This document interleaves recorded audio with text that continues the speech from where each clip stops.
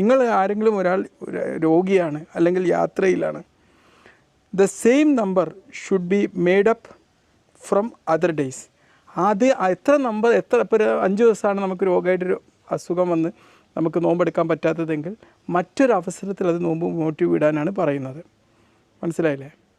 അപ്പോൾ യാത്രയിലാണ്, ഇപ്പോൾ 5 ദിവസം ദീർഘമായിട്ട് യാത്രയിലാണ്, അപ്പോൾ നോമ്പെടുക്കാൻ പറ്റിക്കൊള്ളുന്നില്ല. അപ്പം ഇത് യാത്രയൊക്കെ കഴിഞ്ഞ് നോമ്പ് മാസമൊക്കെ കഴിഞ്ഞിട്ട് ഒരു 5 ദിവസം അത് നോട്ടീവ് ഇടുകയാണ് വേണ്ടത്. മനസ്സിലായില്ലേ?